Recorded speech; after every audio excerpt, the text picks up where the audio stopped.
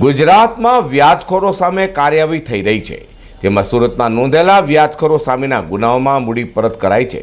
સુરતમાં વ્યાજખોરો સામે પોલીસની કાર્યવાહી શરૂ થઈ છે, તેમાં સુરત પોલીસે 58 વ્યાજખોરો સામે ગુનો પણ નોંધ્યો છે, જેમાં પોલીસે કુલ 94 લોકોની ધરપકડ કરી છે। તો વ્યાજખોરોએ પડાવી લીધેલ મિલકત અને નાણાં મળી 1 કરોડથી વધુની મૂડી પીડિત લોકોને ગૃહમંત્રી હસ્તે પરત કરાઈ હતી। રાજ્યભરમાં વ્યાજખોરો વિરુદ્ધ ચાલી રહેલી આ સ્પેશિયલ ડ્રાઈવમાં અત્યાર સુધીમાં 134 FIR દાખલ કરાઈ છે, જેમાં 226 આરોપીઓ સામે ગુનાઓ દાખલ થયા છે। તો મુખ્યમંત્રી અને ગૃહ રાજ્યમંત્રી દ્વારા પોલીસ અધિકારીઓને સ્પષ્ટ સૂચના અપાઈ છે કે આ ડ્રાઈવનો ઉદ્દેશ માત્ર ફરિયાદોની સંખ્યા કરવાનો નથી, પરંતુ ગ્રાહ્ય ફરિયાદોને જ નોંધવામાં આવે અને તેના આધારે કડક કાર્યવાહી કરાય।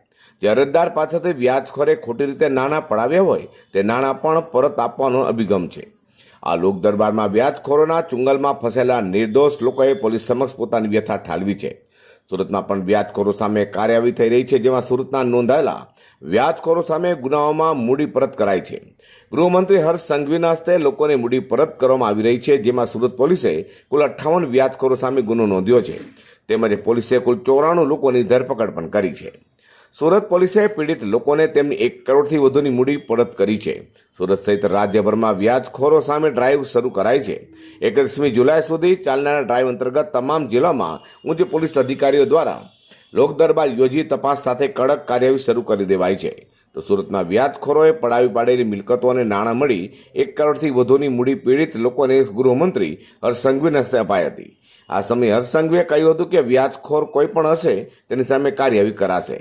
વ્યાજખોર જો કોઈ સરકારી કર્મચારી કે અધિકારી હશે, પોલીસ કર્મચારી હશે, પાલિકા કર્મચારી કે અધિકારી હશે, તમામને શોધીને તેઓ સામે કાર્યવાહી કરી તેઓને કાયદાનું ભાન કરાવશે તેમ કહ્યું હતું। મોટા સ્વામી ઉભા કરે છે સાહેબ, ખરેખર ગોલ્ડની પાસે ઊંચા સ્વામીઓ અધિકારીઓ એને પ્રોટેક્શન લે છે અને મારું બધી વસ્તુ એને દરજીઓ દબાવવાની કોશિશ કરી સાહેબ। મને એટલી રાતે મારા મા બાપ તમે ગોલ્ડ કેના માટે આપેલું સાહેબ? મારા પૈસાને લોકડાઉનમાં જરૂર હતી તે સમયે લીધું હતું। કેટલા રૂપિયા લીધેલા તમે? 28,32,000 રૂપિયા મેં લીધા છે। અને કેટલા પાછા આપ્યા? મને ગોલ્ડ મેં એમને 5 લાખ રૂપિયા વ્યાજ ભરેલું છે અને ગોલ્ડ પાછું લેવા કેટલું વ્યાજ લીધેલું એમને? 2% બેસ્ટ લીધું છે। બરાબર। ગોલ્ડ પાછું લેવા માટે ગયો હતો ને તો અલ્લાહ તલ્લાહ તમે રૂપિયા આપ્યા પાછા? રૂપિયા આપવા માટે બી તૈયાર છું સાહેબ। ક્યારે આપવા માટે તૈયાર છે? રૂપિયા આપવા માટે બી ગયો તો મને રૂપિયા આપવા છતાં એમ કે તમે રૂપિયા લઈ હવે તમને નહીં મળે। સર્વપ્રથમ આ વ્યાજની જે લડાઈ છે એ વ્યાજની લડાઈમાં સમાજ જીવનમાં ખોટી બી પ્રક્રિયા ના ઊભી થાય તેનો બી પોલીસ દ્વારા ખાસ ચકાસણી કરવામાં આવશે। કોઈ વ્યક્તિ સંબંધમાં વ્યવહારિક ભાવે કોઈને રૂપિયા આપે અને સામનેવાળા વ્યક્તિ જો એને રૂપિયા પરત કરવાની મનસા ના ધરાવતા હોય તો એ લોકો પર બી આ પ્રકારની કોઈ બી પ્રક્રિયા ના કરવી અને ખોટા લોકો સમાજની અંદર જે એકબીજા પર વિશ્વાસ કરીને રૂપિયા આપે છે એ વિશ્વાસઘાત બી ના થાય ને એની જોડે બી વિશ્વાસ કરતો બી બંધ થઈ ના જાય તેની બી પોલીસ દ્વારા ખાસ આની અંદર ચકાસણી કરવામાં આવશે।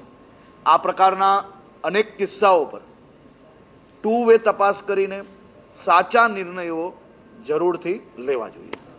અનેક માતાઓ માટે, અનેક પરિવારજનો માટે આજે દિવાળી અને બેસતા વર્ષની ઉજવણી જેવો દિવસ એ અનેક પરિવારો માટે બનાવી આપ્યો।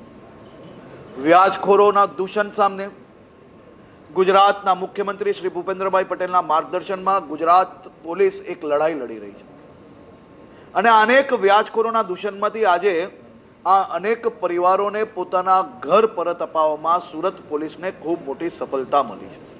અનેક માતાઓના ચહેરા ઉપર ખુશીના આંસુ હતા તો અનેક દીકરા દીકરીઓ સામને બેસીને એ ઘરના ડોક્યુમેન્ટ તરફ એમની ભવિષ્યની આશા મંડારીને બેઠા હતા। આ પરિવારોને નવું જીવન આપવા બદલ સુરત શહેર પોલીસ કમિશનર શ્રી અનુપમસિંહ ગેહલોતજી અને એમની આખી ટીમને હું ખૂબ ખૂબ અભિનંદન આપું છું।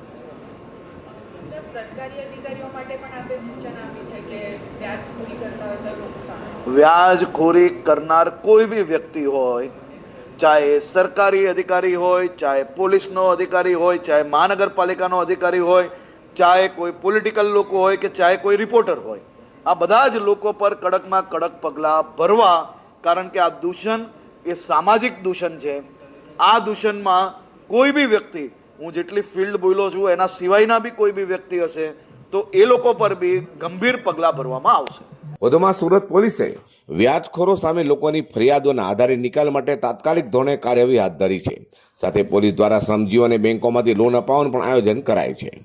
Bureau report, G24 news.